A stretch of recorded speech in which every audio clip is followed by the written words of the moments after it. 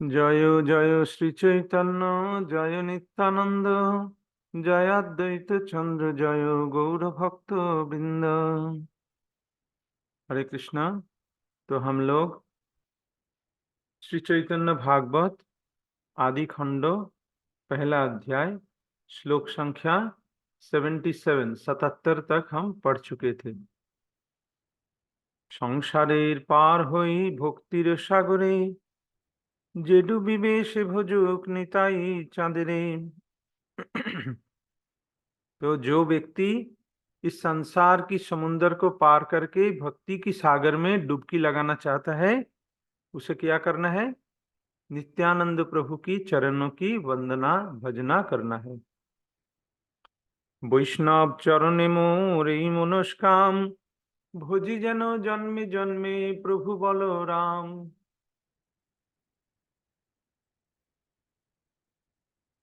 तो मेरा एकमात्र मनस्कामना है कि मन की इच्छा है कि मैं वैष्णवों की चरण का वंदना करूं, भजना करूं। इससे क्या होगा होगा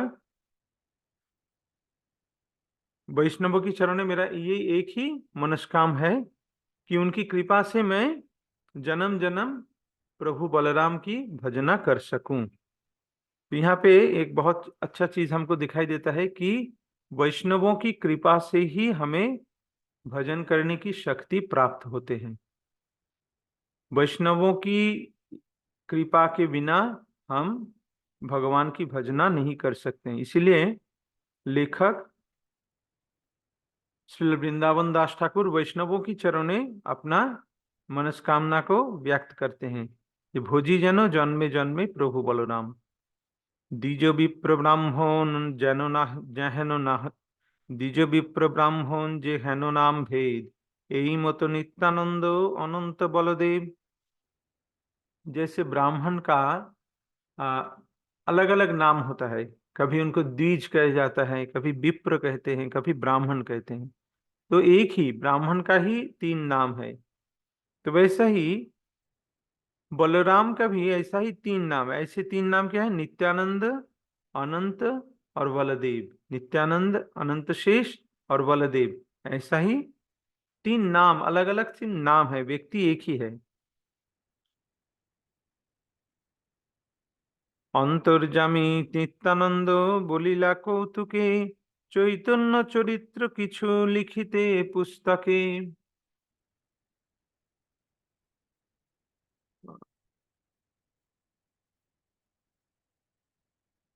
तो अंतर्यामी नित्यानंद प्रभु ने लेखक वृंदावन दास ठाकुर को आज्ञा दिया कि तुम चैतन्य चरित्र का रचना करो। वृंदावन दास ठाकुर नित्यानंद प्रभु के शिष्य थे और नित्यानंद प्रभु ने उनको आज्ञा दिया कि तुम चैतन्य चरित्र रचना करो। चैतन्य चरित्र स्फुरे जाहारो कृपाए, যশের भांडार বৈশে शेषेर जिह्वाय। और ये चैतन्य महाप्रभु के चरित्र के बारे में कुछ बोलने के लिए जिसका कृपा आवश्यक है, वो कौन है? अनंत शेष। क्योंकि अनंत शेष की जिह्वा पे चैतन्य महाप्रभु की जश की भंडार है। चैतन्य महाप्रभु के बारे में जितने जश गा सकते हैं वो अनंत शेष की जिह्वा में वसते हैं।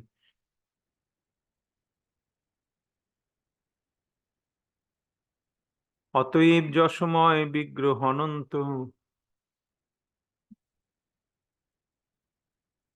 অতএব যশময় বিগ্রহ অনন্ত, গাইলু তাহান কিছু पादपद्म द्वंद्व। इसीलिए मैं ये अनंत शेष की वंदना किया है। इसलिए श्री अनंत भगवान चैतन्य की महिमा का अवतार है। इस प्रकार मैंने अनंत की महिमा का एक अंश वर्णित किया है। अनंत शेष की महिमा कीर्तन से क्या होगा? चैतन्य चरित्र हम लिखने की शक्ति हमें प्राप्त होगी। जशोमय विग्रह अनंत, विग्रह अनंत शेष क्या है? जशोमय है, मतलब चैतन्य महाप्रभु की जश में, जश गाने में मत्त है। इसीलिए मैं उनकी श्री चरणों की कुछ वंदना किया है। चैतन्य चंद्रेर पुण्य श्रवण चरी भक्त प्रसादे स्फुरे जानिह निश्चित।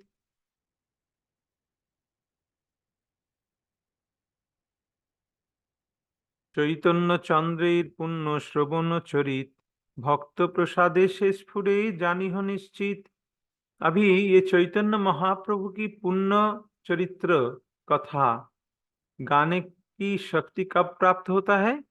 भक्त प्रसादे, भक्त की प्रसाद, भक्त की कृपा से ही चैतन्य महाप्रभु की अ, चरित्र के बारे में हम कुछ कह सकते हैं। उनकी भक्तों की कृपा बिना हम नहीं कह सकते।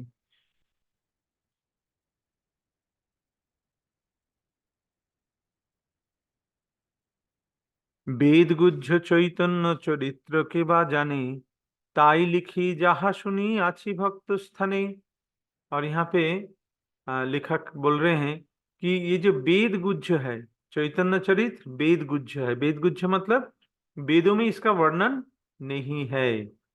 वेद गुज्ज चैतन्य चरित के बा जाने ताई लिखी जहा सुनियाची भक्त स्थाने। मैं वही लिख रहा हूं जैसा मैंने भक्तों से सुना है।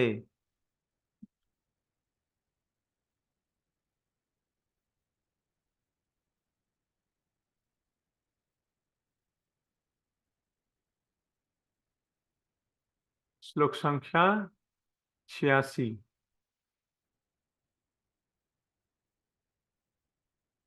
কাষ্ঠের পুতলি যেন কুহকে নাচায় এই মতো গৌরচন্দ্র मोरे जे बलाय।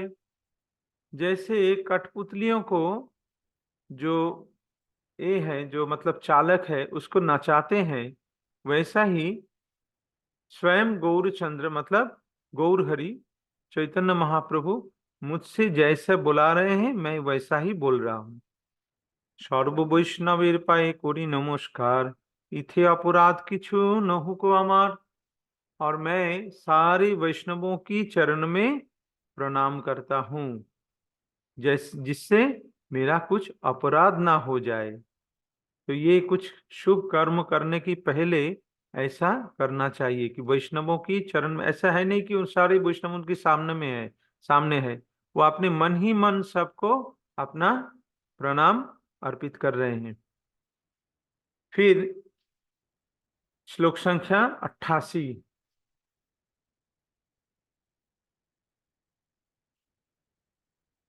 মন দিয়া শুনো ভাই শ্রী চৈতন্য কথা ভক্ত সঙ্গে যে যে লীলা কইল যথা तथा। अभी मन योग से श्री चैतन्य महाप्रभु की बारे में श्रवण करो, जैसे उन्होंने अपने भक्तों की सहित अलग अलग लीला विभिन्न जगह में किया है, मैं उसका वर्णन करूंगा। त्रिविध चैतन्य लीला आनंदेर धाम आदि खंड मध्य खंड शेष खंड नाम। अब ये जो चैतन्य लीला मैं लिखूंगा, इसको मैंने 3 भाग से भाग किया है। एक है आदि खंड, एक है मध्य खंड और अंत में शेष खंड। इस तरह से 3 भागों में मैं इसका वर्णन करूंगा। अभी लेखक इसका विस्तारित डिस्क्रिप्शन दे रहे हैं कि किस खंड में क्या क्या कहानी है, क्या क्या लीलाओं का वर्णन है, उसके बारे में बोल रहे हैं। आदि खंडे प्रधानत विद्यार विलास मध्य खंडे चैतन्य कीर्तन प्रकाश। आदि खंड में चैतन्य महाप्रभु की विद्या का बारे में बताया गया कि उन्होंने कैसे विद्या अर्जन किया, कैसे उन्होंने अध्यापना किया था, कैसे वो अपने शिष्यों को, अपने बड़ुआ मतलब अपने जो छात्र थे उनको पढ़ाते थे, ये सब बारे में लिखा है। और मध्य खंड में चैतन्य कीर्तन प्रकाश, मध्य खंड में चैतन्य महाप्रभु संकीर्तन आंदोलन की शुरुआत किया है, उसका वर्णन है। शेष खंडे सन्यासी रूपे नीलाचल स्थिति नित्यानंद स्थाने समर्पिया गौड़ खिति। और अंत खंड में क्या है? चैतन्य महाप्रभु सन्यास लेने के बाद नीलाचल में रह गए, उस लीला का थोड़ा सा वर्णन है। और नित्यानंद प्रभु को गौड़ देश मतलब बंगाल में उनको भेज दिया, बंगाल में जाओ और तुम वहां प्रचार करो। नवद्वीपे आछे जगन्नाथ मिश्र बर, वसुदेव प्राय ते हों सधर्म तत्पर। और नवद्वीप में कौन है? जगन्नाथ मिश्र। जगन्नाथ मिश्र कौन है? चैतन्य महाप्रभु की पिताश्री। तो नवद्वीपे आछे जगन्नाथ मिश्र बर, नवद्वीप में जगन्नाथ मिश्र की घर है।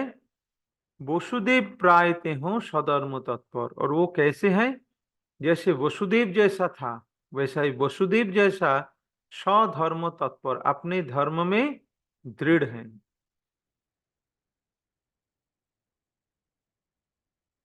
तान पत्नी शचीनाम महापतिव्रता, द्वितीय देवकी जेन সেই जगन्माता। और उनकी सबसे तान पत्नी शची नाम महापतिव्रता। अभी यहाँ पे जो अनुवाद है, अनुवाद में थोड़ा त्रुटि है। देखिए यहाँ पे लिखा है उनकी सबसे पवित्र पत्नी। इसका मतलब क्या हुआ? उनकी और भी पत्नियां थी, लेकिन ऐसा है नहीं, उनकी एक ही पत्नी थी। तो यहाँ पे लिखा गया है उनकी सबसे पवित्र पत्नी, इसका मतलब उनकी और भी पत्नी थी। ये सच नहीं है। शची देवी सार्वभौमिक माँ देवकी की तरह है। इनका अनुवाद इतना अच्छा नहीं है, ठीक से नहीं है। इनका जो इंग्लिश है, इंग्लिश को मैं एक बार देख लेता हूँ।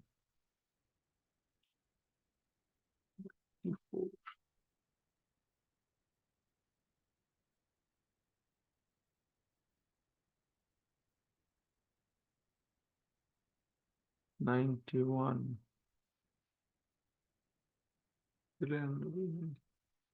हिज मोस्ट चेस्ट वाइफ, यहाँ पे लिखा है his most chaste wife Sachi Devi was just like Devaki. तो यहाँ पे हिंदी में इसका अनुवाद थोड़ा गलत है। तो उनकी जो सची देवी जो थे वो महापतिव्रता, मतलब पतिव्रता जो आप जानते हैं हिंदी में इसका है, तो महापतिव्रता है।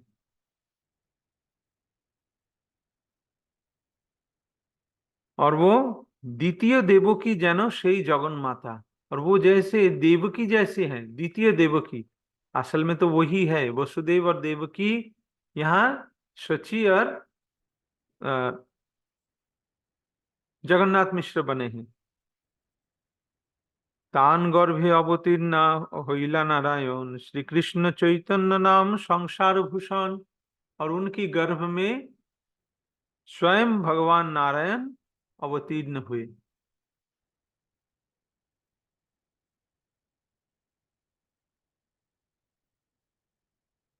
उनकी गर्भ में स्वयं भगवान नारायण अवतरित हुए। किसके गर्भ में?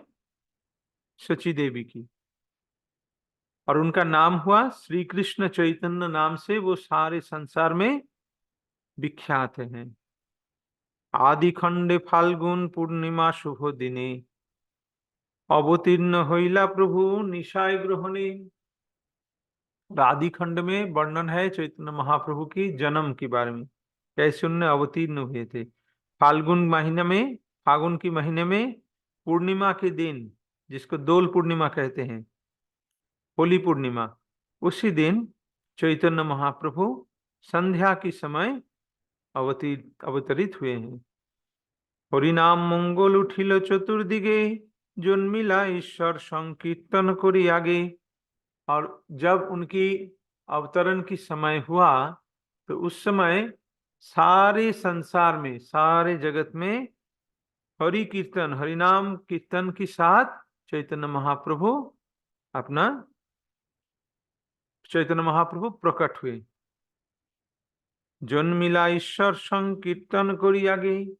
अच्छा, आदि खंडे शिशु रूपे अनेक प्रकाश, पिता माता प्रति देखाइला गुप्तवास। और आदि खंड में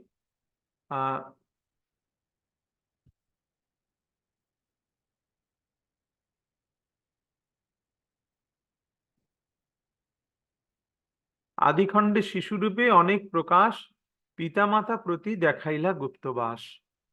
और आदिखंड में क्या किया? शिशु रूप में उनकी बहुत सारी लीलाएं वो किए हैं। और माता पिता शची माता और जगन्नाथ मिश्र को क्या दिखाया?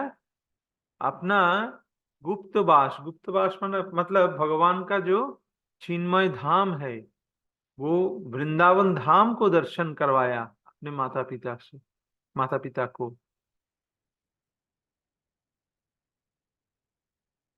आदि खंडे ध्वज वज्र अंकुश पताका, गृह माझे अपूर्व देखिला पिता माता। भगवान के चरण में ये सब चिन्ह रहते हैं, ध्वजो वज्रो अंकुश पताका, ये सब चिन्ह भगवान के चरण के तल में, तलवे में रहता है।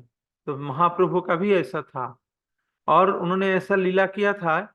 जब वो बच्चे थे, अपने घर में चलते थे, तो चलते समय जमीन पे उनकी नन्हे नन्हे छोटे छोटे चरणों में ऐसे चिन्ह दिखाई देते थे, चिन्ह के छाप रह जाता था, जिसको देखकर माता पिता आश्चर्यचकित हो जाते थे। ये कहाँ से ये सब दाग आया, ये सब चिन्ह कहाँ से आया?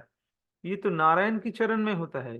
तो उन्होंने सोचते थे कि हमारे घर में तो नारायण है, दामोदर है, जिसका मैं सेवन करता हूँ, जिसको मैं सेवा करता हूँ, तो वो नारायण ही शायद ऐसे गोपाल रूप धारण करके हमारे घर में चलते फिरते हैं। इनका ही चरण का चिन्ह का छाप या जमीन पे पड़ा है। तो उनको ये पता नहीं था कि उनका जो बच्चा है, जो चैतन्य महाप्रभु है, निमाई है, ये उनका ही चरण चिन्ह है, और निमाई स्वयं भगवान श्री कृष्ण ही है। तो भगवान चैतन्य महाप्रभु, लोग जानते नहीं है ये सब, क्योंकि लोग ये सब पढ़ते नहीं है, चैतन्य भागवत पढ़ते नहीं है। ना पढ़ने के कारण चैतन्य महाप्रभु के बारे में उनका कोई ज्ञान नहीं रहता है कि चैतन्य महाप्रभु जो स्वयं भगवान है, इसका बहुत सारे प्रमाण उन्होंने छोड़ के गए हैं। उनका बहुत सारे प्रमाण यहाँ पे छोड़ के गए हैं लीला में। यहाँ पे हम देखते हैं कि उनके घर में जमीन पे उनकी चरण चिन्ह में ऐसे ध्वज वज्र अंकुश पताका, ऐसे चरण चिन्ह दिखाई देते थे, जो भगवान श्री कृष्ण की चरण में रहता है। आदि खंडे प्रभु रे हरिया छिलो चोरे, चोरे भांडाइया प्रभु आइलेन घरे। और ये आदि खंड में एक बहुत सुंदर लीला हुआ था। दो चोर एक बार आए थे, इसके बारे में विस्तारित वर्णन होगा यहाँ पे, उसके बारे में हल्का से बता रहे हैं, सिर्फ हिंट्स दे रहे हैं कि एक बार दो चोर आए थे, और चैतन्य महाप्रभु की सारे शरीर में इतना अलंकार था, इतना सुंदर सुंदर अलंकार था। तो वो चोर सोचा कि अगर इस बच्चा को हम चुरा के ले जाएंगे, तो इससे हमें बहुत धन प्राप्ति होगी। तो चैतन्य महाप्रभु एक दिन अपने घर के सामने ही आंगन में खेल रहे थे, और वो दो चोर चुप चुप से आए और चैतन्य महाप्रभु को उठा के ले गए।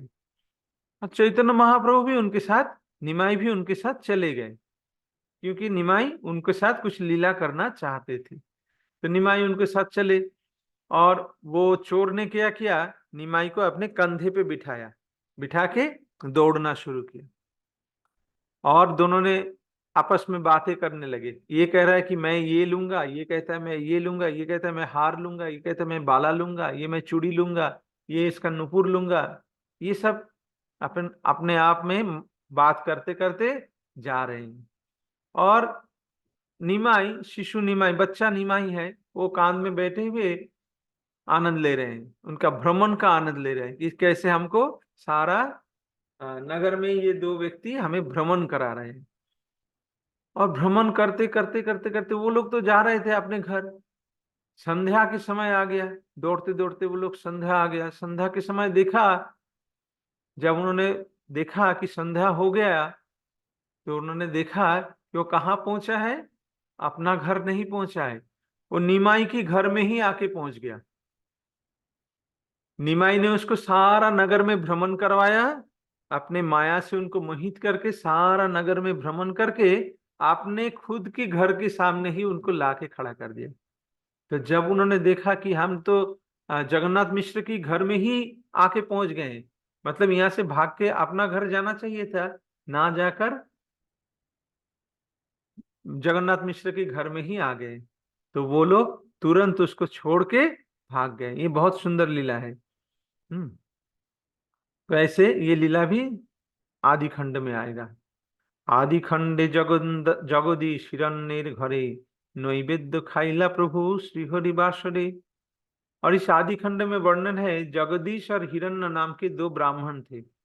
और एक बार एकादशी के दिन, तो वो दो ब्राह्मण बहुत सुंदर तरह से भगवान को भोग निवेदन किया, और अपने खुद उपवासी थे, क्योंकि निर्जला उपवास कर रहे थे, और भगवान को बहुत सुंदर सुंदर भोग अर्पित किया। और निमाई अपने घर में बैठे हुए अपने पिता माता सारे पड़ोसियों को बोल रहे हैं कि मैं वो ब्राह्मण का दिया हुआ नैवेद्य जो उन्होंने भोग चढ़ाया है, मैं वो खाना चाहता हूँ। तो निमाई की माता पिता और पड़ोसी ने कहा कि ऐसे कोई कहता है क्या कि दूसरे के घर में क्या भोग चढ़ा है मैं उसको खाऊंगा। और आज तो एकादशी के दिन है, और फिर वो चावल अन्न चावल दाल ये सब बना हुआ है, तो वो तो खाना नहीं चाहिए। और भगवान का दिया चढ़ाया हुआ भोग कोई खाना चाहता है क्या? ऐसा तुम्हें करना नहीं चाहिए। लेकिन निमाई तो छोड़ा नहीं। निमाई रोने लगा कि मुझे जब तक वो भोग लाके नहीं दोगे तो हम चुप नहीं होंगे। फिर माता पिता जाके उस ब्राह्मण से कहा कि हमारा बच्चा आपके ये भोग जो जो आपने विष्णु को नारायण को अर्पित किया है, ये भोग वो खाना चाहता है। तो ब्राह्मण बहुत खुश हुआ, और वो सारे भोग निमाई को दे दिया, और निमाई खाने लगे। तो उस समय ब्राह्मण ने सोचा कि मेरे घर में भोग लगा है, ये निमाई को कैसे पता चल गया? निमाई तो यहाँ आया नहीं, वो तो अपने घर में है, तो उनको कैसे पता चल गया कि हमारे घर में क्या क्या भोग लगा है? तो ये सोचकर वो दो ब्राह्मण समझ गए कि ये स्वयं भगवान ही है। भगवान के रूप में, गोपाल के रूप में ये हमारे नैवेद्य स्वीकार कर रहे हैं। तो ये हमारा बहुत सौभाग्य है। तो ये लीला इसमें आएगा। आदि खंडे शिशु छले कोरिया क्रंदन बोलाइला सर्वमुखे श्रीहरि कीर्तन। आदि खंड में चैतन्य महाप्रभु जब बच्चे थे, वो एकदम शिशु थे, तो बहुत रोते थे। मतलब रोने की नाटक करते थे, रोते थे। और जब रोते थे, सारे जितने पड़ोसी हैं, जितने महिलाएं हैं, सब उनको, मतलब क्या है उसको, आ, हिंदी में क्या कहते हैं उसको, उसको चुप कराने की कोशिश करते थे। बहुत बहुत, अभी तुम्हें ये खिलौना दूंगा, ये खिलौना दूंगा, तुम चुप कर जाओ, तुम्हें हमें हम तुमको मिठाई देंगे, ये देंगे वो देंगे। लेकिन निमाई चुप नहीं करता।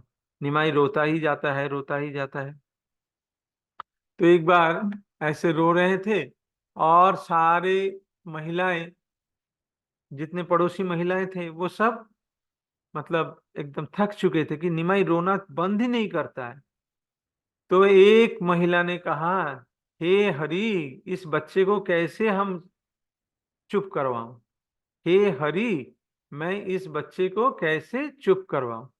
तो इसमें जो हरि शब्द आया, ये हरि नाम सुनते ही निमाई चुप कर गए, निमाई चुप हो गए, रोना बंद कर दिया। तो सब सारे इन्हें पकड़ पकड़ लिया कि ये बच्चा जब हरि सुनता है, हरि ने का नाम मतलब भगवान के नाम सुनते ही, कृष्ण का नाम सुनते ही ये रोना बंद करता है। तो वो एक जैसा, एक स्विच जैसा था। स्विच जैसे हम स्विच दबाते हैं तो आलो जलता है, और जब स्विच को हम फिर से दबाते हैं तो आलो बुझ जाता है, लाइट बुझ जाता है। तो इसी तरह से जब वो रोते थे, और सारे महिलाएं वो सब हरि बोल हरि बोल बोलते थे, तो तुरंत निमाई चुप कर देते थे। हरे कृष्णा बोलते थे, सब चुप हो जाते थे। और फिर जब वो बोलना चुप कर देते, मतलब वो हरिनाम बंद कर देते, फिर स्विच जैसा निमाई रोना शुरू कर देती थी। तो ये बहुत सुंदर लीला है। हम्म।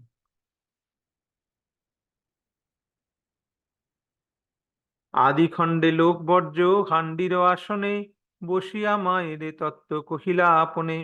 एक बार क्या हुआ, आ, उस समय अभी का समय जैसे हम बर्तन यूज करते हैं, स्टील का बर्तन यूज करते हैं, पीतल का बर्तन यूज करते हैं, उस समय इतना बर्तन यूज नहीं होता था। उस समय क्या होता, मिट्टी का बस बर्तन यूज होता था। और मिट्टी का बर्तन में एक बार खाना पकाने के बाद उसको फेंक दिया जाता था। तो ऐसा ही शची माता भी मिट्टी के बर्तन में खाना पकाते थे, और खाना पकाने के बाद वो जो मिट्टी का बर्तन उसको लेके भगवान को भोग लगाते थे। और फिर जब वो उससे खाना खाने के बाद वो झूठा हो जाता था, उसको घर के कोने में, मतलब आंगन की कोने में एक गड्ढा रहता था जहाँ पे उसको फेंका जाता था। तो एक बार वैसा ही सारे जितने मिट्टी के बर्तन वहां पे फेंका जाता था, एक बार निमाई ने क्या किया, वहां जाके बैठ गया, उस मिट्टी की उस जो अपवित्र स्थान है, झूठे मिट्टी के बर्तन जहाँ फेंका जाता है, वहां पे जाके निमाई बैठ गया। और शची माता ने उनको समझाने की कोशिश की, तुम क्यों यहाँ बैठे हो, यहाँ से चले आओ, यहाँ से, यहाँ बैठने से तुम्हें फिर से नहाना पड़ेगा, ये अपवित्र स्थान है। तो चैतन्य महाप्रभु निमाई ने बहुत सुंदर सुंदर युक्ति से माँ को बहुत सारा ज्ञान प्रदान किया। जैसा अ, अ, देवहूति को कपिल देव ने ज्ञान प्रदान किया था, कपिल देव का माता देवहूति को कपिल देव तत्व ज्ञान सुनाया था, वैसा ही शची माता को चैतन्य महाप्रभु ने बहुत सारे ज्ञान प्रदान किए वहां बैठ कर। तो वो लीला भी इस खंड में आएगा। आदि खंड लोकबर्ज हांडी रासने बसिया मायरे तत्व पहिला आपनी। तो आज हम 102 संख्या तक पढ़े हैं। हम्म अ, अगले दिन अर्थात बुधवार के दिन इसके बाद से हम पाठ करेंगे।